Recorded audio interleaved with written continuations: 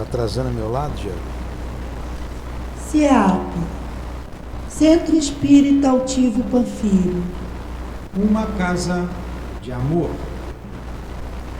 Bom dia aos nossos ouvintes. Que Jesus abençoe a nossa manhã de estudos. Vamos ler o Evangelho e continuar com o Livro dos Espíritos. Capítulo 2, Meu reino não é deste mundo. A realeza de Jesus. O reino de Jesus não é deste mundo, é o que todos compreendem. Mas sobre a terra ele não terá também um reino? O título de rei nem sempre implica o exercício de um poder passageiro. Ele é dado por concordância unânime àquele cujo gênio o coloca em primeiro lugar numa ordem de ideias qualquer, que domina seu século e influi no progresso da humanidade. É nesse sentido que se diz o rei ou o príncipe dos filósofos, dos artistas, dos poetas, dos escritores e etc. Essa realeza, nascida do mérito pessoal, consagrada pela posteridade, não tem muitas vezes uma preponderância bem maior do que aquela que conduz a coroa? Ela é imorredoura, enquanto que a outra é o joguete das vicissitudes.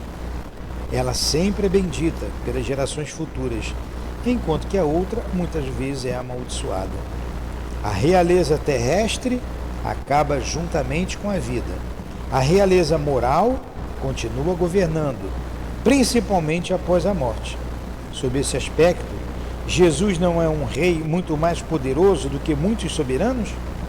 Portanto, foi com razão que Jesus disse a Pilatos: eu sou rei, mas meu reino não é deste mundo.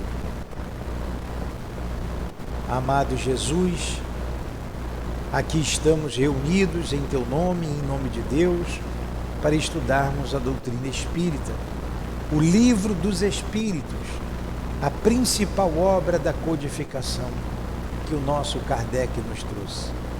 Abençoado seja este momento de estudo. Pedimos que permitas invocarmos em teu nome o nosso Kardec, o nosso patrono Eurípides Barçanufo e os espíritos guias que puderem estar junto a nós, que participaram deste livro a nos inspirar para compreendermos o manual de sobrevivência na vida, na terra, o livro dos Espíritos. Em nome desses Espíritos amigos e irmãos, em nome do altivo e da direção espiritual da nossa casa de amor, em nome do amor, em nome do nosso amor, Lourdinha, mas do amor de Deus e do teu amor acima de tudo, Senhor, que damos por iniciados os estudos da manhã de hoje. Que assim seja.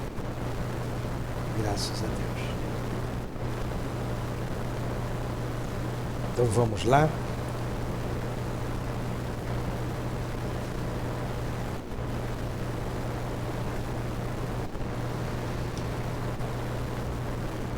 Depois desse item 4, a realeza de Jesus, só vou fazer um pequeno comentário aqui. Ele diz: a realeza terrestre acaba juntamente com a vida. Uma verdade, né?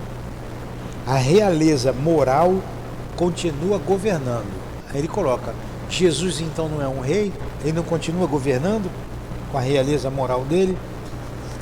Quando você pega aqui a rainha de França, era uma realeza terrena. Tanto que ela diz, quem melhor do que eu pode compreender a verdade destas palavras de nosso Senhor? Meu reino não é deste mundo. Ela vai dizer que o orgulho fez ela se perder na terra. E ela diz assim: o que levei comigo da minha realeza terrestre? Nada. Absolutamente nada. E a realeza de Jesus? O pensamento. Né? Olha a diferença de realeza. Será que Jesus... Será não? Jesus não é realmente um rei que prepondera sobre todos os reis da terra, sobre todos os reinados da terra? Então vamos lá. Estamos na pergunta número 205A. 205A. Então, mas vamos na 205 primeiro, né? Parentesco, filiação. Vamos na 205. Aos olhos de algumas pessoas, a doutrina da reencarnação parece destruir os laços de família, fazendo-os anteriores à nossa existência atual. Ele fez uma afirmativa, não é? O meu está sem ponto de interrogação. De vocês também? Ponto final. Então, a 205 está vamos ver se é uma pergunta ou se é uma afirmativa. Aos olhos de algumas pessoas, a doutrina da reencarnação parece destruir os laços de família, fazendo-os anteriores à nossa existência atual. É realmente uma afirmativa de Kardec. Aí os espíritos dizem assim: ela o distende, não o destrói. Por quê? Vamos ver a pergunta e a resposta. Eu ainda não entendi essa afirmativa aqui. O teu também está sem ponto?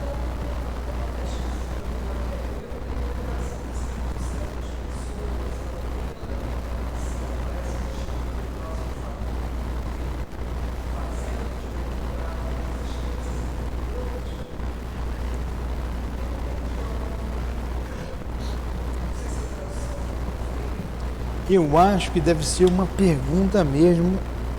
Eu não sei se é. Vamos ver. Então vamos tentar entender aqui a pergunta ou a afirmativa de Kardec. Aos olhos de algumas pessoas, a doutrina da reencarnação destrói os laços de família.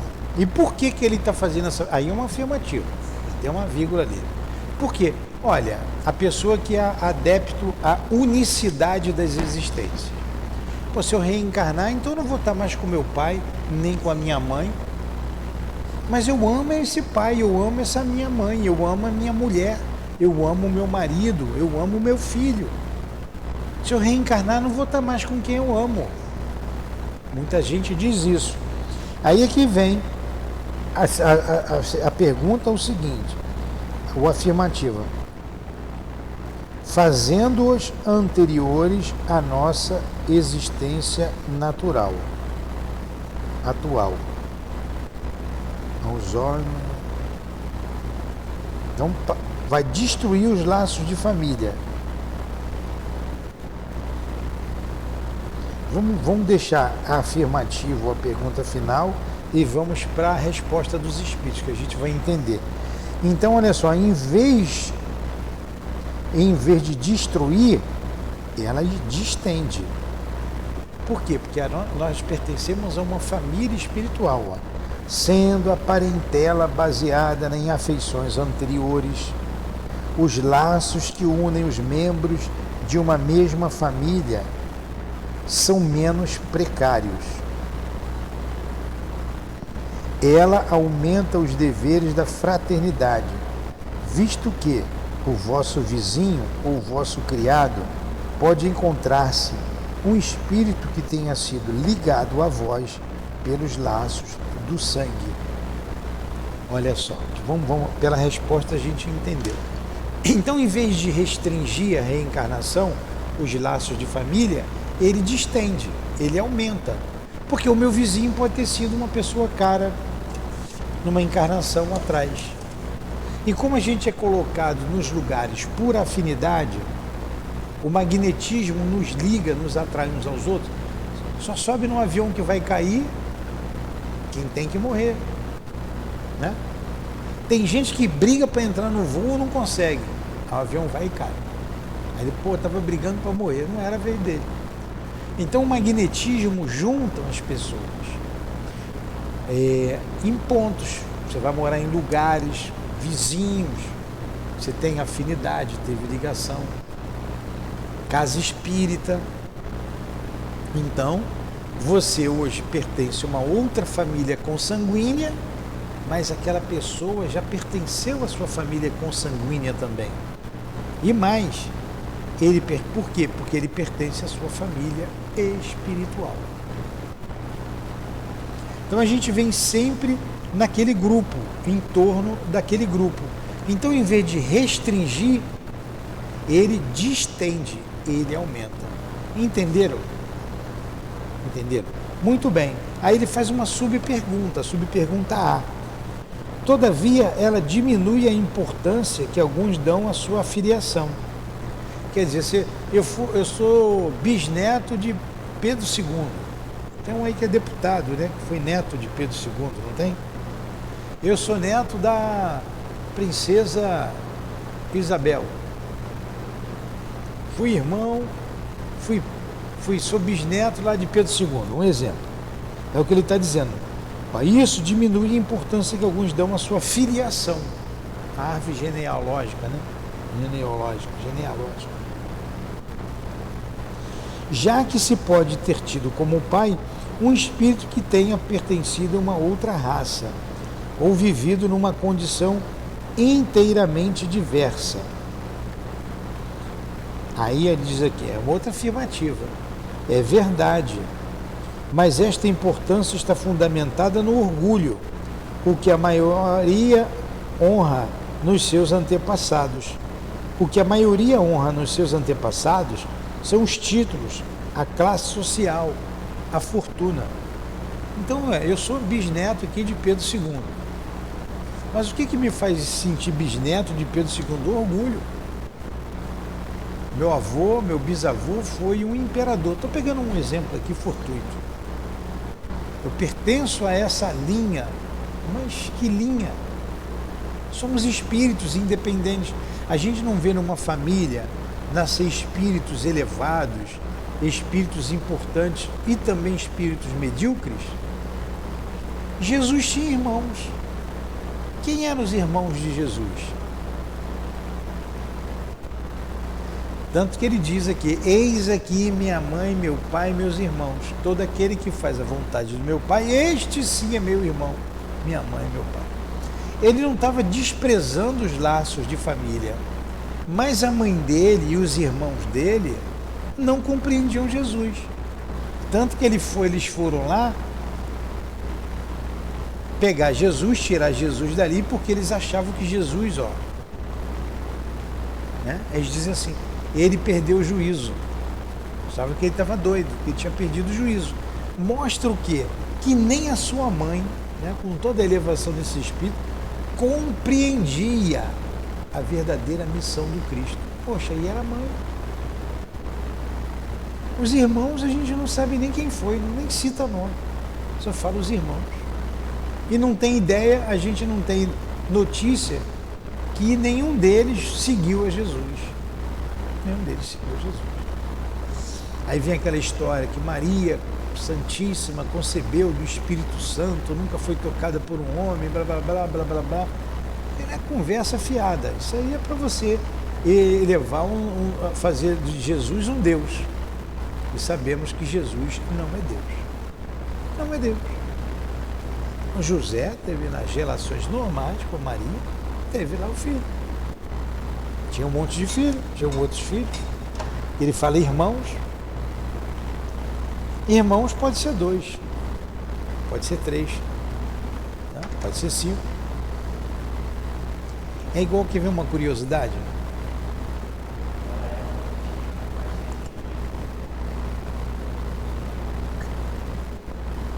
Uma curiosidade.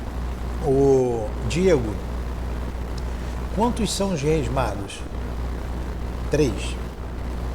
Quantos são os reis magos? O Jefferson. 3.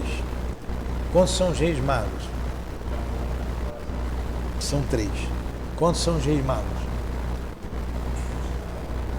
3. Inclusive a igreja diz Belchior, né? Baltazar. Lamento frustrar vocês, que os reis magos nem eram reis e nem eram 3. Nem eram reis, nem eram 3. Bota um presépio, bota os 3 reis magos, bota até um pretinho ali, né? Vai ler Mateus, eu não me lembro o capítulo nem o versículo, tá lá. uns magos que vieram do Oriente. Uns magos. Pode ser 3, pode ser 2, pode ser 4, pode ser 5, pode ser até 10. Não é um. Pode ver, acha aí em Mateus. É só saber ler, mas ninguém lê direito. Uns magos que vieram do Oriente. Então os reis magos nem eram reis, nem eram 3. Você sabe quem falava assim? Eu gostava de ouvir muito. O professor José Jorge, que a gente homenageia aqui. O professor era uma sumidade, uma cabeça incrível, baixinho. Os reis magos não eram reis, nem eram 3. Lembro dele. Eu vibrava com o professor. Eu vibrava. Ele está sabendo disso agora. Eu gostava de ver o professor falar. Falava com alegria, com veemência, baixinho, uma tampinha assim. Achou aí, Diego? Como é que está escrito aí? Os magos. Outros falam uns magos. Outra tradução, os magos. Falou que era rei? Falou que eram 3? Vamos lá. Ó, todavia, letra A, de novo, ela diminui a importância que alguns dão à sua filiação, já que se pode ter tido como pai um espírito que tenha pertencido a uma outra raça ou vivido numa condição inteiramente diversa. Aí ele responde: é verdade, mas esta importância está fundamentada no orgulho. O que a maioria honra nos seus antepassados são os títulos, a classe social, a fortuna. Alguém que coraria de ter tido como ancestral um honesto sapateiro, gabar-se-ia de descender de um nobre debochado. Ninguém quer ter tido um antepassado como sapateiro, como gari, né? Mas se for nobre, pode ser o que for, pode ser pilantra que for, debochado que for. Você se sente importante. Porém, apesar do que digam ou façam, não impedirão as coisas de serem como elas são, pois Deus não estabeleceu as leis da natureza segundo a vaidade deles. É a lei da natureza, não é o que a gente pensa, a lei é lei. A reencarnação é lei. Ah, mas eu não acredito. Paciência, ela não vai deixar de existir porque você não acredita, porque você não aceita. Ninguém morre, é lei. O espírito é imortal. Ah, mas eu não acredito, vai acabar, acredito que acaba tudo com a morte, a gente vira pó. Você tem o direito de pensar assim, mas a lei é que ninguém morre. Quem tem que correr atrás do prejuízo é quem tem que aprender, né? Entenderam? Ficou meio truncado aqui essas duas questões? Não? Entendeu, Jefferson? Entendeu? Então vamos lá, vamos para outra. 206. A gente está estudando, não esqueça que a gente está estudando aqui o parentesco, filiação. Então a nossa parentela não é só a parentela consanguínea, ela é espiritual, pertencemos a imensas famílias. Quer ver isso ficar bem claro para a gente? Pensa num país como diferente do nosso, com costumes diferentes, com hábitos diferentes, com uma política diferente. A China. A gente não pertence àquela família. Se você cair de paraquedas lá, você vai sofrer. Você não tem afinidade, você não tem ligação. Estão entendendo o que é família? Se junta assim, ó, grupos.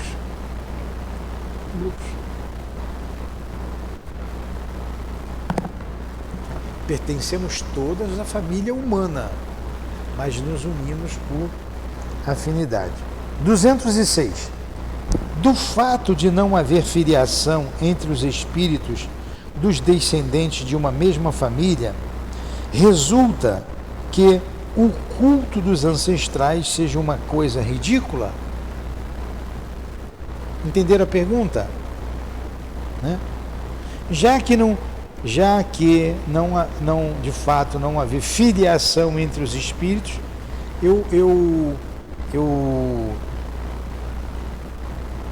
dos descendentes da mesma família, o culto dos ancestrais é uma coisa ridícula, então não vou pensar com carinho da minha avó, do meu avô? Aí ele diz aqui, certamente que não, pois devemos ser felizes por pertencer a uma família na qual espíritos elevados encarnaram. Embora os espíritos não procedam uns dos outros, não têm menos afeição por aqueles que estão ligados a eles pelos laços de família, pois estes espíritos são frequentemente atraídos para tal ou qual família por causa da simpatia ou por laços anteriores. Acreditai, porém, que os espíritos de vossos ancestrais não ficam honrados com o culto que lhes prestais por orgulho. O mérito deles não se reflete sobre vós, senão quando vos esforçais para seguir os bons exemplos que eles vos têm dado.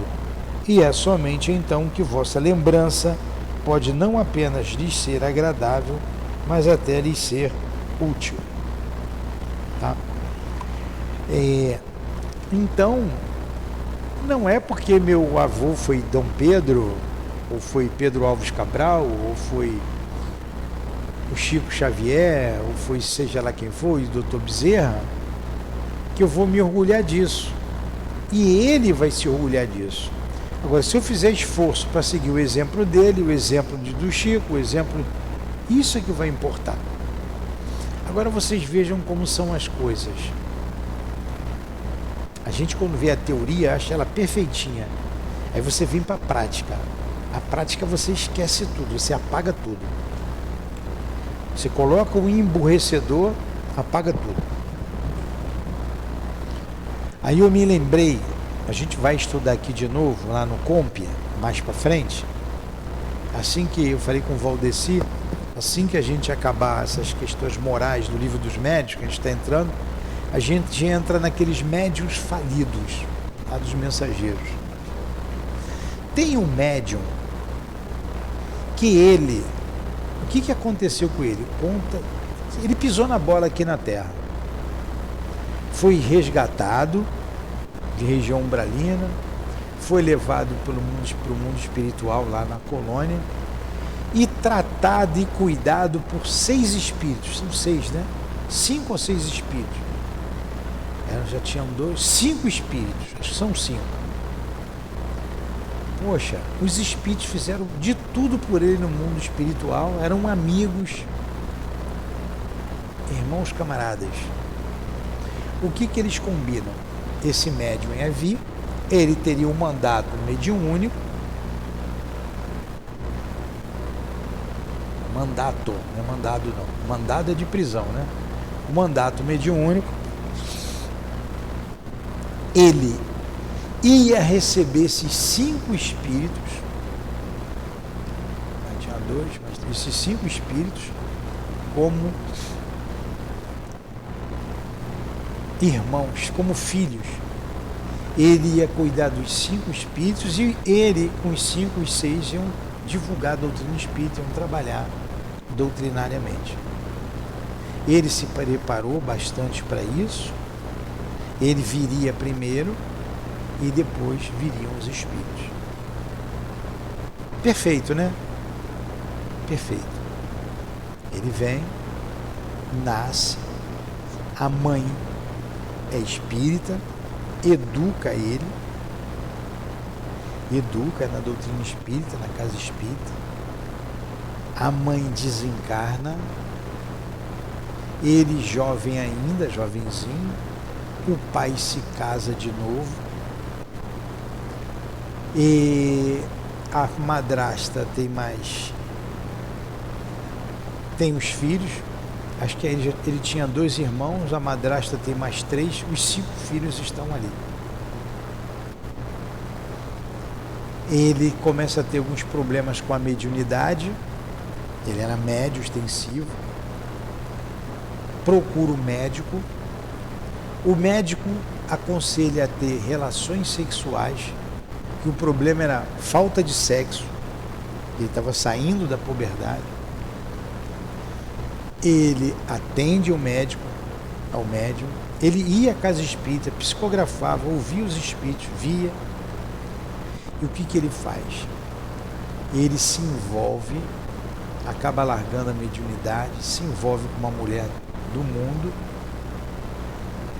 O pai morre, antes do pai morrer, o pai morre. Ele abandona a madrasta com os 5 irmãos. A madrasta pede encarecidamente ajuda a ele. Ele vira as costas.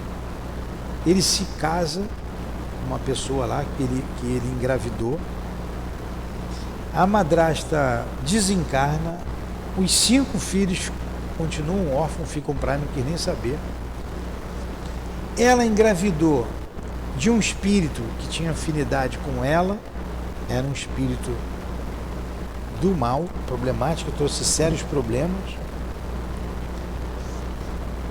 Conclusão, ele desencarna novo, com 40 e poucos anos, de sífilis, por causa dos desregramentos sexuais. Ele desencarna. Ele abandonou a família espiritual dele. Os 5 espíritos, a gente vai ver com detalhes lá, nem passa o tempo, a gente vai esquecendo os mínimos detalhes. Esses 5 espíritos eram amigos, pertenciam a uma mesma família espiritual, eram irmãos, se comprometeram, e ele se comprometeu, ele devia muito a esses 5 espíritos, ele devia muito. Botou emburrecedor, sabe, entendeu como funciona? É a família espiritual, você não lembra. Por isso que Jesus recomendou a gente: amai-vos uns aos outros como eu vos amei. Fora da caridade não há salvação. Nos traz Kardec. Façai ao outro que gostaria que fizesse a você. Aí quando você vê um caso daquele como ontem, que eu não vou citar aqui, quem são aqueles espíritos? Se foi colocado no nosso caminho, é que eles precisam ser ajudados por nós. Eu não me lembro.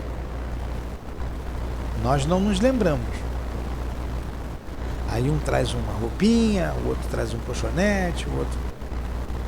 Vamos ver o que a gente pode fazer.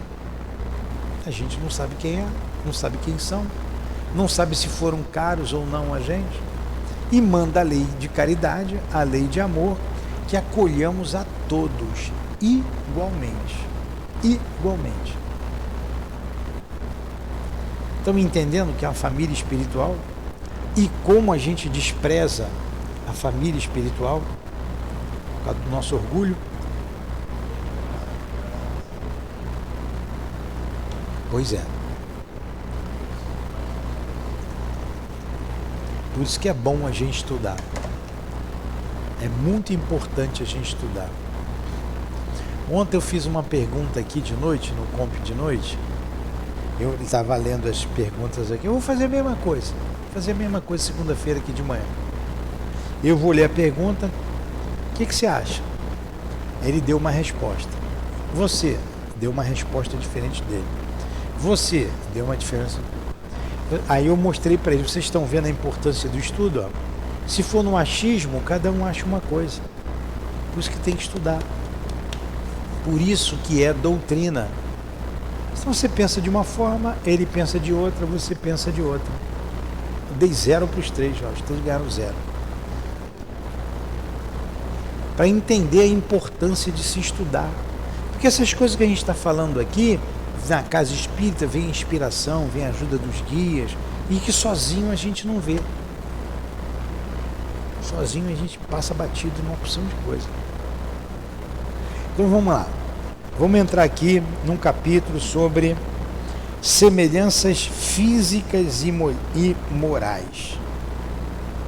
Sem colar aí, Diego, fecha esse livro aí. Vou perguntar a você, fazer uma pergunta. Vamos ver como é que você responde.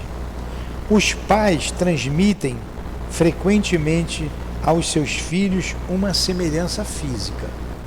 Correto? Correto. Transmite-lhes também uma semelhança moral?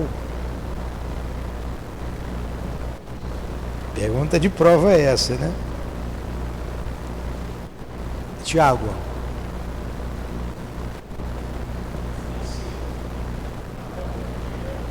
A educação, né?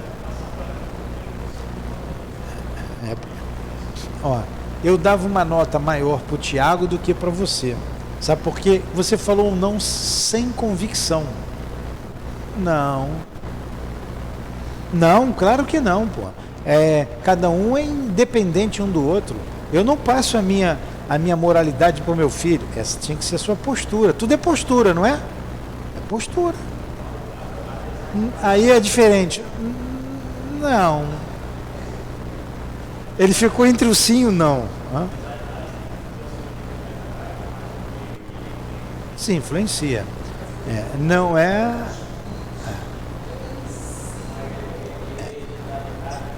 Então vamos lá. Os pais transmitem frequentemente aos seus filhos uma semelhança física. Parece, pai com filho. Transmite-lhe também uma semelhança moral? Aí ele respondeu, não, visto que eles possuem almas ou espíritos diferentes.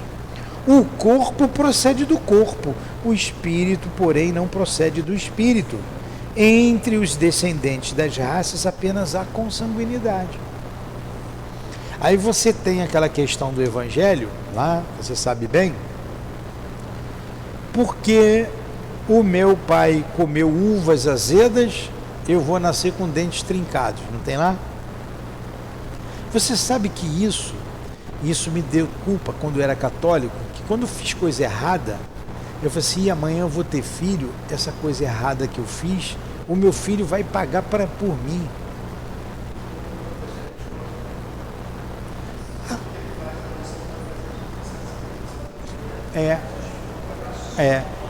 A questão da culpa, você é educado pela culpa, você é culpado. Então, se meu pai errou, se meu avô errou, eu vou pagar pelo erro dele. Caramba! E não é isso. Eu não descendo espiritualmente dos meus pais. Corporalmente, sim. Espiritualmente, não. Somos individualidade. Temos simpatias. O que normalmente acontece são espíritos simpáticos estando unidos e têm as mesmas manias, gostam da mesma coisa, né? Olha o que ele diz aqui, ó, na letra A. De onde originam-se as semelhanças morais que algumas vezes existem entre os pais e seus filhos? Resposta: são espíritos simpáticos, atraídos pela semelhança dos seus pendores. Aí sim. Pô, mas o filho é igualzinho o pai, pensa do mesmo jeito. São os pendores, são espíritos simpáticos. Não quer dizer que o pai passou para o filho um pedaço do espírito que ele é. Não. Os pais dão o corpo físico. Lembra da conversa de Jesus com Nicodemos? O espírito sopra de onde quer. O vento vem, como é que é? O vento sopra de onde quer. Você não sabe de onde ele vem nem para onde ele vai. Ele está falando do espírito. O que é do corpo é corpo, o que é da carne é carne. Coisas distintas. Tudo bem? Você tem filho, Jefferson? Parece contigo? Parece. Fisicamente parece. E aí quando tem as mesmas características morais, filhos semelhantes. Espíritos simpáticos. 209. Ah não, 208. Nenhuma influência exerce o espírito dos pais sobre os seus filhos após o nascimento? Claro que sim, a gente educa o filho. Olha o que ele responde aqui. Influência muito grande. Como vos dissemos, os espíritos devem colaborar para o progresso uns dos outros. Pois bem, o espírito dos pais tem por missão desenvolver o de seus filhos pela educação, e para eles uma tarefa. Serão culpados se disso falirem. Quantos pais dizem assim, eu não ensino em religião para o meu filho, né? É comum você ouvir isso.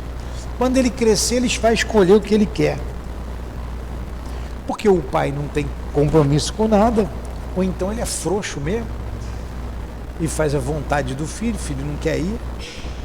Aí amanhã ele vai dar para o mau caminho, ele vai morrer como materialista, os pais vão responder por isso. Então eu tenho por obrigação ensinar o meu filho a religião que eu professo. Eu sou católico, vai à missa. Pô, meu pai me obrigava, às vezes ele não ia. Eu ia levando meus 2 irmãos, a gente ia de mão dada à igreja, andava pra caramba pra missa de manhã. Eu, minha irmã, meu irmão, naquela época podia andar na rua. Eu tinha o quê? Uns 13, 12 anos, 11 anos. A minha irmã tinha 10, ou era 1 ano mais nova do que eu, meu irmão 2 anos, 9 e uns 3. Ensinou, enquanto eu estava na casa do meu pai e da minha mãe, eu ia à missa todo domingo. E ai de mim se não fosse. No início me obrigava a comungar, depois fiquei mais velho, ficou pela minha cabeça. Aí eu tive um berço, eu tive uma base católica. Eu gostava. Agora, tinha muitas culpas.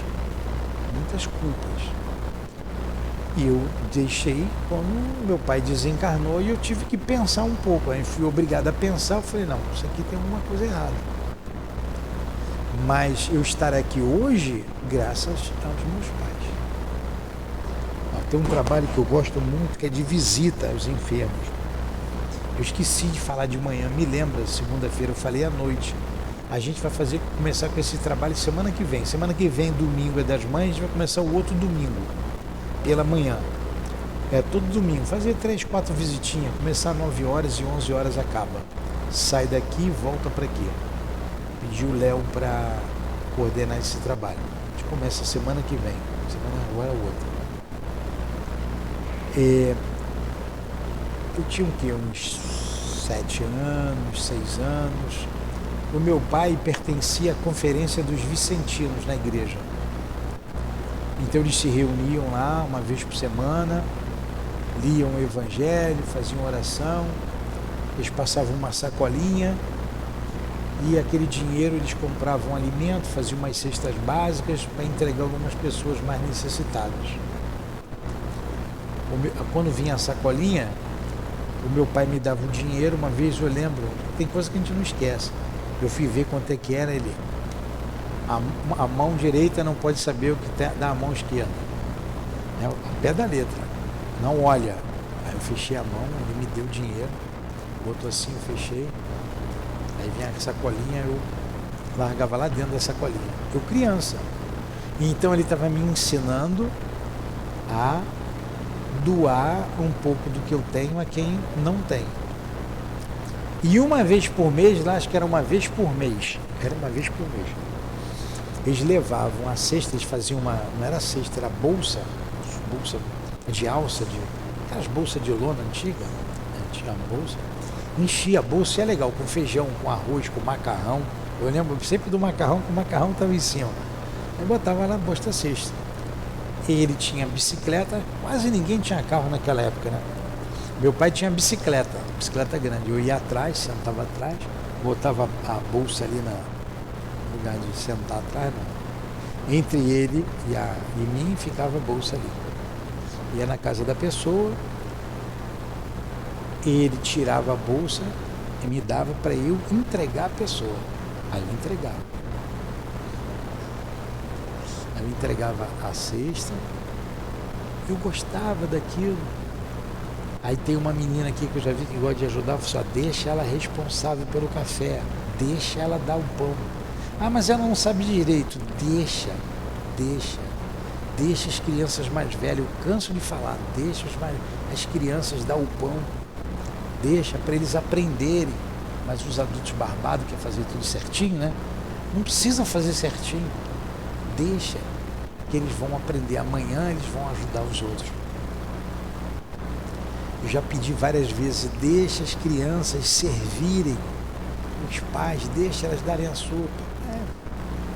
Falo toda semana isso, é uma coisa. Eles é que tem que aprender. Então eu aprendi ali. Então o pai tem que educar o filho. Ele está falando aqui da educação, não estou saindo do tema não. Você tem que educar o filho. Amanhã teu filho é um egoísta e você não ensinou ele a ser altruísta. Então a educação influencia e influencia muito. E é dever dos pais educar os filhos. Para isso que eles são nossos filhos, para serem educados. E não a gente deixar o celular educar o filho, que ele vê de tudo ali na internet. Hã?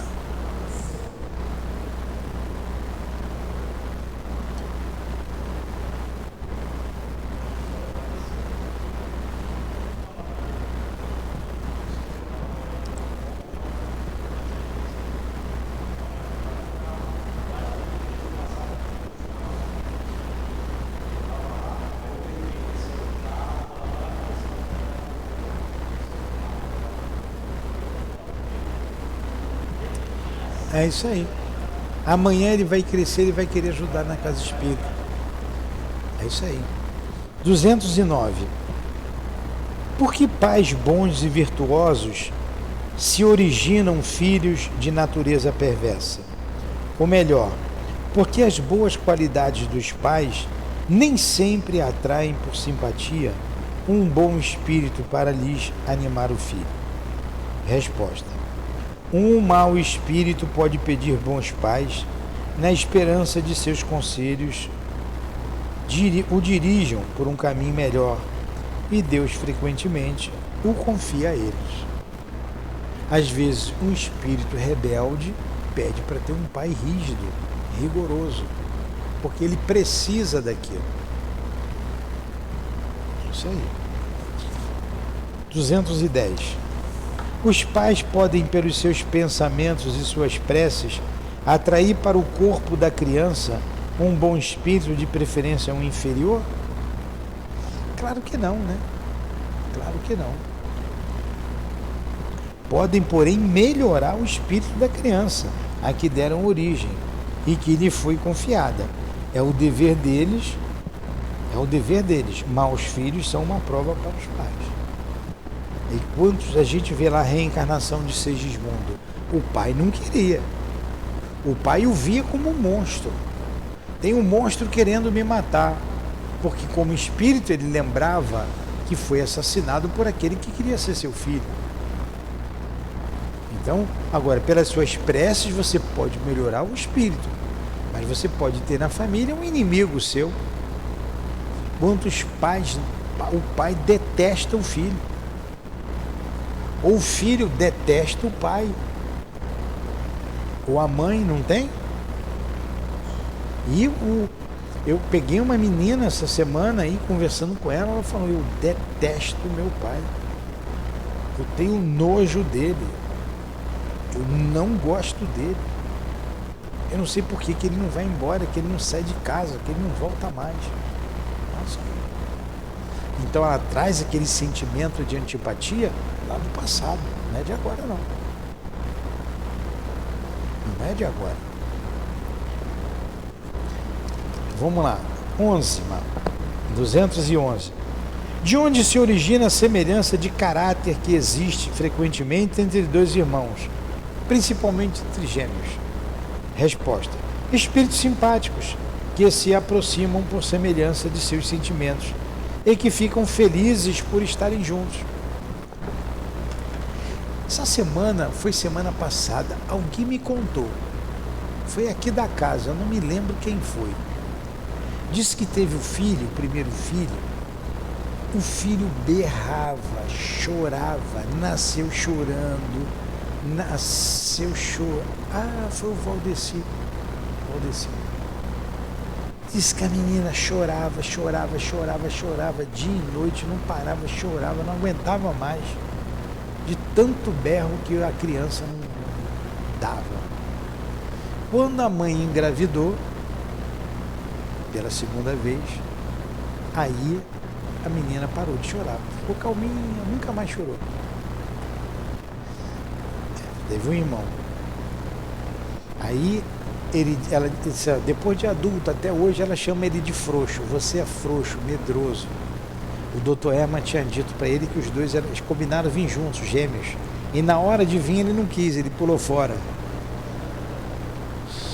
Aí ela veio e chorava, né? De saudade. Mas ele veio depois. Aí ele falou assim, a minha filha ainda chama ele até hoje de frouxo. Você é frouxo, ficou com medo. São unha e carne, que ele falou. Unha e carne, os dois. É o que ele disse aqui.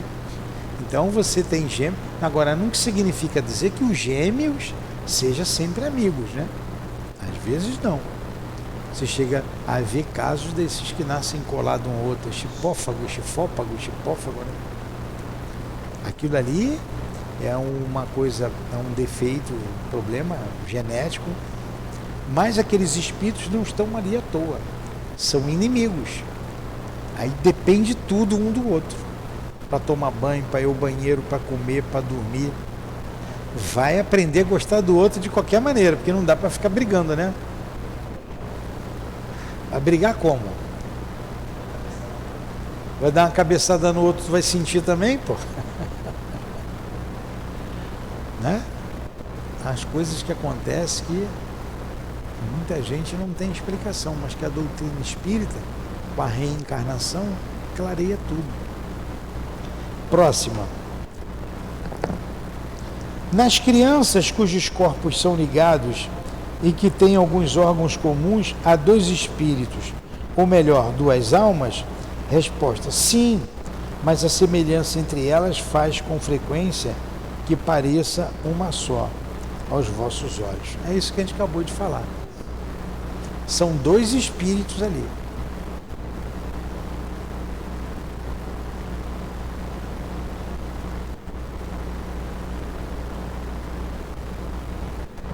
(13) agora, né?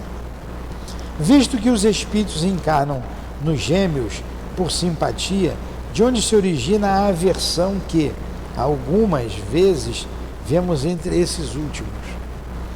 Eu conheci dois irmãos, eu era uns 15, 16 anos, eu me lembrava bem, depois, né, a gente mudou, era parente distante do meu pai, era o Pedro e o Paulo, acho que todos os dois já morreram.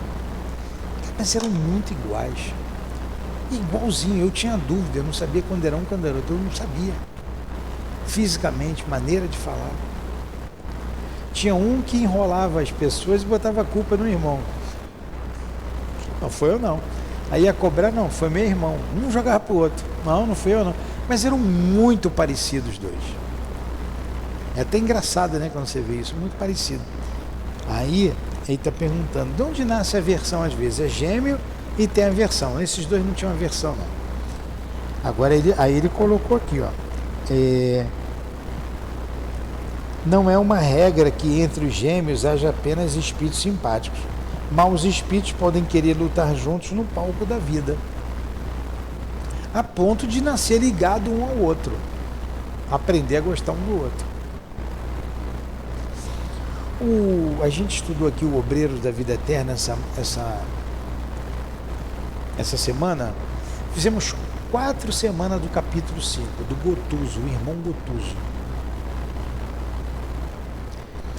Qual era basicamente o problema do Gotuso? Ele estava aqui na Terra, trabalhando aqui na Terra, ajudando as pessoas. A mágoa, ele diz assim, já fazem 10 anos, mais de 10 anos que eu desencarnei, mas a minha mágoa não diminuiu em nada. Ele guardava uma mágoa. E isso fazia com que ele não ascendesse, que ele não fosse descansar em regiões superiores. Então, o trabalho era muito árduo, ele precisava de momentos de descanso, tinha as férias dele, ele ia para a região campestre, em pomares distantes, para poder se refazer do trabalho árduo que ele fazia na crosta terrestre. Ele não conseguia ascender por causa da mágoa. E qual era a mágoa dele? A mágoa foi porque ele desencarnou, 40 e poucos anos, a esposa ficou viúva com 36 anos, ele tinha 2 filhos, um primo que o invejava muito se aproximou da família, aquela de, sabe aquele primo, gente boa, vem cá, consola. Usufruiu da riqueza que ele tinha deixado uma boa fortuna, ele era médico, disse que trabalhou para gente que tinha dinheiro e deixou um bom dinheiro lá para a família. E a mulher acabou se casando com esse primo, foi envolvida por ele. E quando ele descobriu, quando ele voltou a si, depois de momentos de perturbação no mundo espiritual, ele ficou enlouquecido com aquilo. Ficou com raiva do primo, até porque ele viu que o primo não gostava dela. E ela lembrou dele quando ele se aproximou, chorou muito. E conta lá a história dele todo. O André Luiz vai e pergunta para ele: poxa, você com todo esse trabalho, com todo esse conhecimento, ainda guarda mágoa, como é que você está assim? Como é que você sente tudo isso? Ele diz assim: ó, estou pensando a possibilidade de retornar à carne para eu estreitar esses laços. Estava estudando a possibilidade, porque ele não conseguia diluir a mágoa. Era um trabalhador. Ele patrocinava, ajudava a patrocinar a reencarnação de vários espíritos infelizes que estavam em regiões umbralinas. Conhecia bem esse intercâmbio, esse processo de reencarnação. Mas ele tinha mágoa. O coração dele estava machucado. E como é que ele vai resolver aquilo? Voltando como filho do cidadão. Indo por colo dele, chamando ele de pai. E tem que fazer esforço para não ter o pai como um inimigo, né?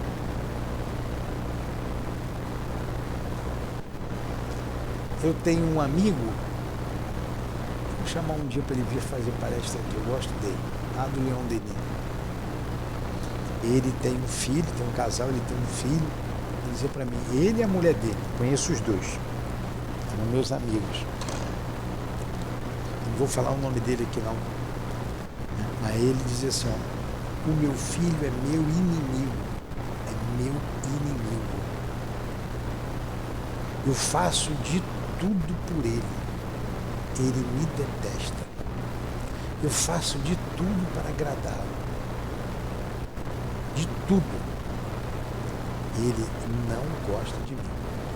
Ele não vem no centro espírita porque eu estou aqui. E é desde pequenininho. Nunca quis ficar no meu colo, é botar no colo, chorar e pular pro colo da mãe. Na época o garoto já estava lá com seus 18 anos, 16, 18 anos, não tinha acordo. Aí a gente pensa, né? Ele fez a parte dele, pelo que ele está dizendo, dá amor, dá carinho, né? Deu o lar, mas o espírito, acho que eu comi 1 quilo de sal, hein?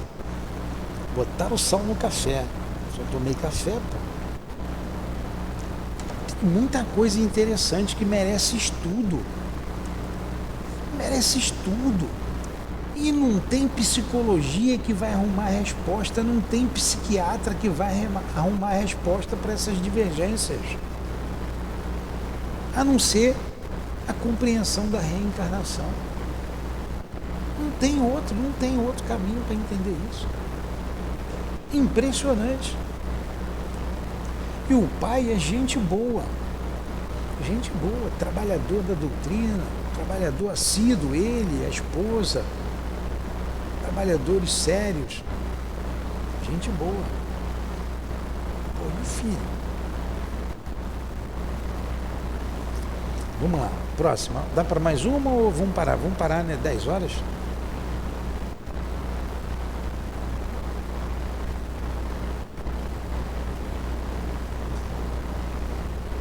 Paramos em qual questão? 14? 13 ou 14, Tiago?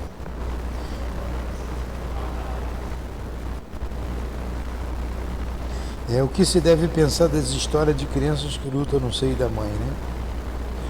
Aí vai ver que é um símbolo. Mas se entram 2 inimigos ali, vão ficar brigando mesmo, né? Bom estudo, né?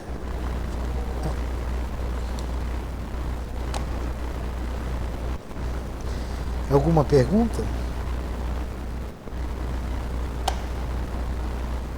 Então vamos lá para a nossa prece. 10h00. Obrigado, Jesus, pela manhã de estudos. Obrigado aos nossos guias e benfeitores pela inspiração e proteção. Obrigado, Allan Kardec. Obrigado aos espíritos da codificação, o grande codificador. Obrigado ao altivo. Em nome desses irmãos queridos, em nome de Leon Denis, de Eurípides Barçanufo, nosso patrono, em nome da direção espiritual do nosso SEAP, em nome do amor, do nosso amor notívago, pedimos a Ti, Jesus, e a Deus, nosso Pai Todo-Poderoso, a permissão para encerrarmos os estudos da manhã de hoje, aqui do SEAP. Que assim seja.